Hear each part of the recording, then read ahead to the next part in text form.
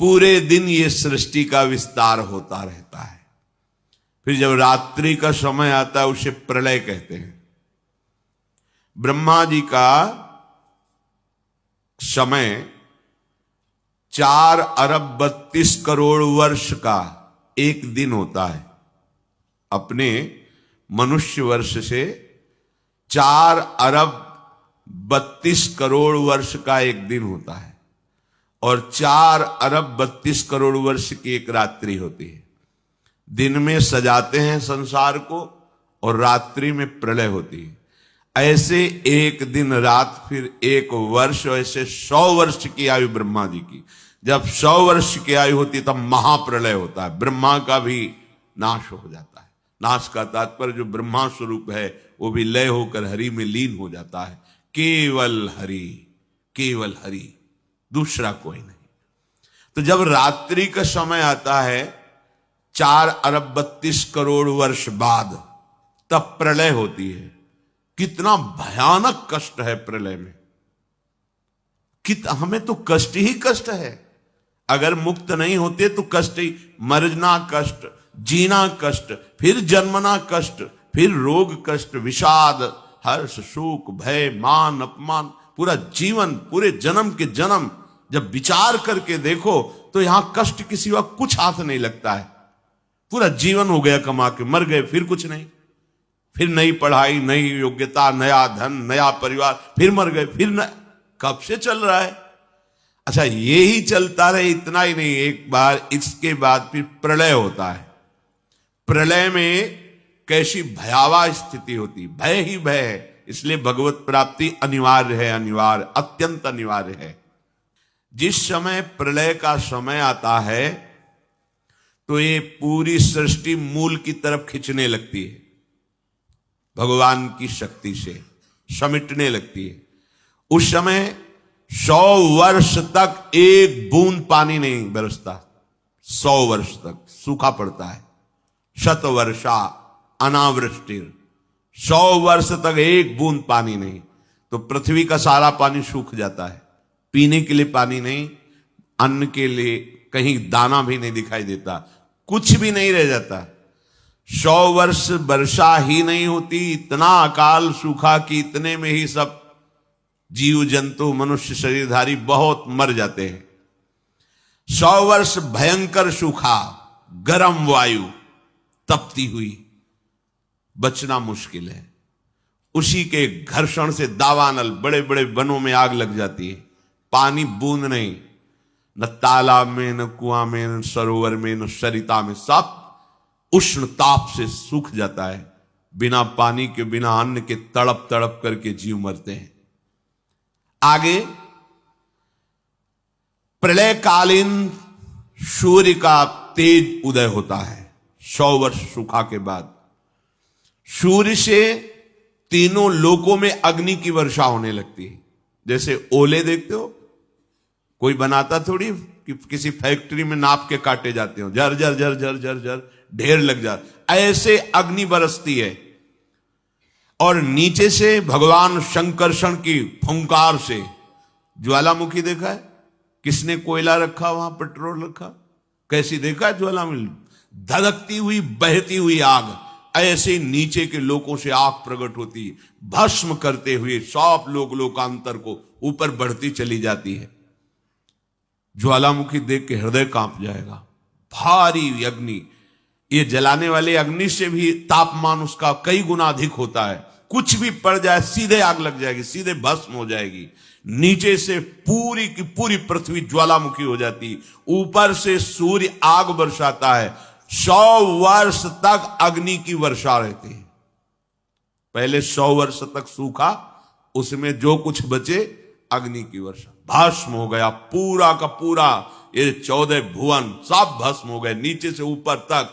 ये स्वर्ग लोक, महालोक, जनलोक, तपलोक सब, क्योंकि ये प्रलय है। ब्रह्मा जी भगवान के नाभि कमल पर विराजमान है, सारी सृष्टि भस्म हो रही। 100 वर्ष तक अग्नि वर्षा ये होती है। अब जैसे कहा जाए कि नीचे से अग्नि निकलेगी, अगर हम ज्वालामुखी ना कहें तो आप अनुमान भी नहीं लगा सकते। ऐसा कैसे हो सकता है? देखो ना, फोड़ करके अग्नि कैसे प्रांत के प्रांत को भस्म कर दे। और वहां एक जगह से निकलती है पहाड़ों में, या पूरी पृथ्वी ज्वालामुखी हो जाती, जगह जगह से अग्नि भगवान शेष के फुंकार से, और ऊपर से भयानक अग्नि तपती हुई बरसती है, जैसे ओले बरसते हैं ऐसे अग्नि बरसती है।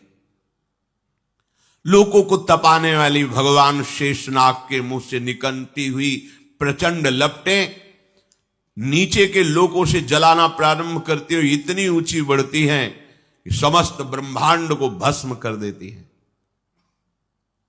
भगवत प्राप्ति अनिवार्य है। अगर ये सुनकर के तुम्हें भय नहीं लग रहा तो भगवान की माया ने विशेष जकड़ रखा है। कहां हम जाएं?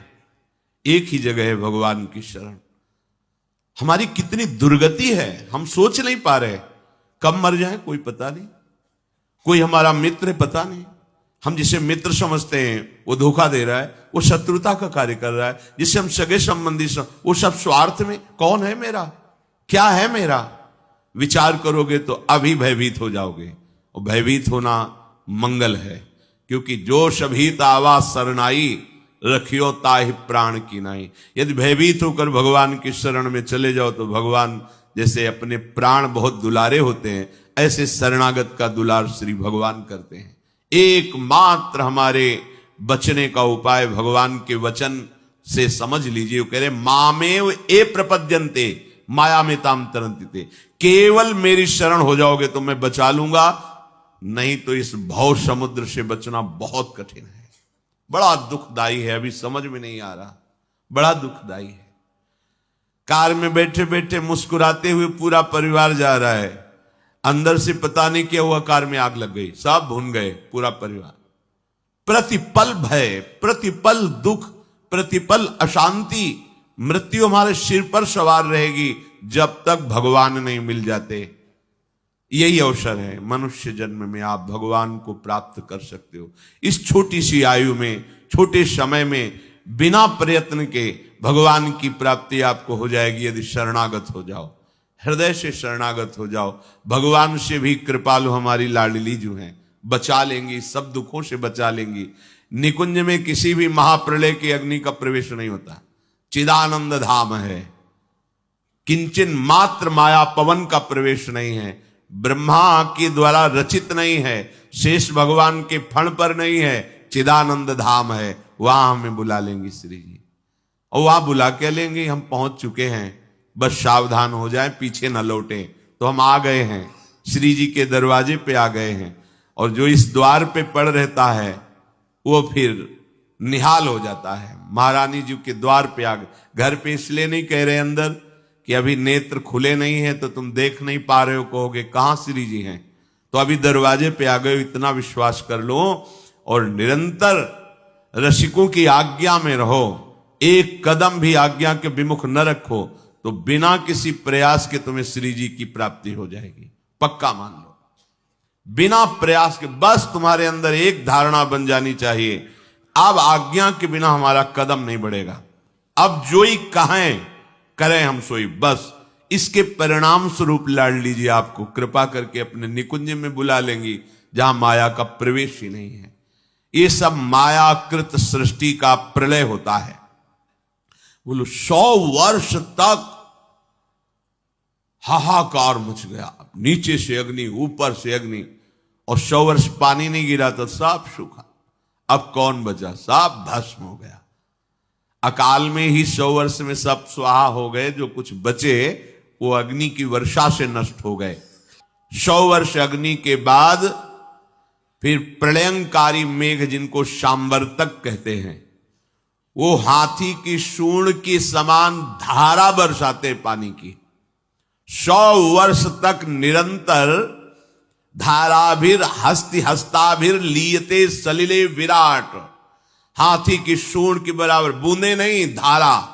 पूरी सृष्टि जलमग्न, ये पूरा विराट ब्रह्मांड जल ही जल हो गया, कुछ नहीं बचा, केवल जल। नीचे के लोगों से लेकर ऊपर तक केवल जल ही जल। पहले सूखा में नष्ट, फिर आग की वर्षा में सब भस्म, फिर जल ही जल। उस समय ब्रह्मा अपने ब्रह्मांड को छोड़ करके उस कमल पर विराजमान होते जो भगवान के नाभि में विराजमान है। ये रात्रि हुई ब्रह्मा जी की, सो गए, उसमें सब नष्ट हो गया। वायु पृथ्वी की गंध को खींच लेती, जिससे पृथ्वी भी नहीं रह जाती, वो जल रूप हो जाती है। और वही वायु जल के रस को खींच लेता है, तब जल अपने कारण अग्नि में समा जाता है और अग्नि को अंधकार में जितना तेज है वो सब छीन लेता है। अग्नि वायु में लीन हो जाती है, वायु रूप हो जाती है। वायु की शक्ति को, प्रवाह को आकाश छीन लेता है, वो आकाशमय हो जाती है। तदनंतर ईश्वर आकाश के गुण शब्द का हरण कर लेता है, तो तामस अहंकार में लीन हो जाता है। इंद्रियां, बुद्धि राजस अहंकार में, मन सात्विक अहंकार में, ये महाप्रलय हो गया। अब कुछ नहीं बचा।